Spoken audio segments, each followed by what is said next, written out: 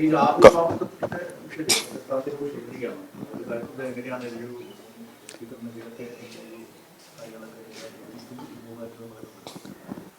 Ethics ഉള്ളവർക്കാണ് അത് ബാധകമായിട്ടുള്ളത്. സ്വയം അദ്ദേഹം ഒഴിയാൻ പോകുന്നില്ല എന്നുള്ളത് വ്യക്തമാണ്. ഒഴിയണമെന്ന് കോൺഗ്രസ് ആവശ്യപ്പെടുന്നുമില്ല.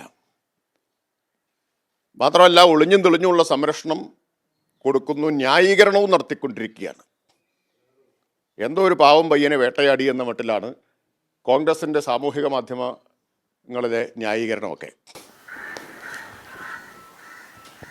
ഇപ്പൊ ഈ മൂന്നാമത്തെ പരാതിക്കാരിയായ പെൺകുട്ടി, ആ പെൺകുട്ടി ഇപ്പോൾ വലിയ തോതിൽ സൈബർ ഇടപെടൽ അധിക്ഷേപിക്കുന്ന ഒരു നടപടിയാണ് ഉണ്ടായിരിക്കുന്നത്. ആ പെൺകുട്ടിക്ക് ഇപ്പോൾ വീണ്ടും മുഖ്യമന്ത്രിക്കും BJPക്കും അടക്കം പരാതി കൊടുക്കേണ്ട ഒരു സാഹചര്യം വരെയാണ് ഉണ്ടായിരിക്കുന്നത്.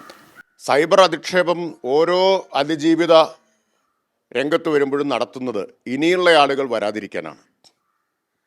ഇനിയുള്ള ആളുകൾ വരുന്നത് തടയാൻ വേണ്ടിയിട്ടാണ് ഇത് നടത്തുന്നത്. പക്ഷെ അതുകൊണ്ടൊന്നും ആളുകൾ വരാതിരിക്കുന്നില്ല എന്നുള്ളത് മനസ്സിലായല്ലോ. ഇപ്പോൾ ആളുകൾ ഒന്നിനു പുറകെ ഒന്നായി വന്നുകൊണ്ടിരിക്കുകയല്ലേ.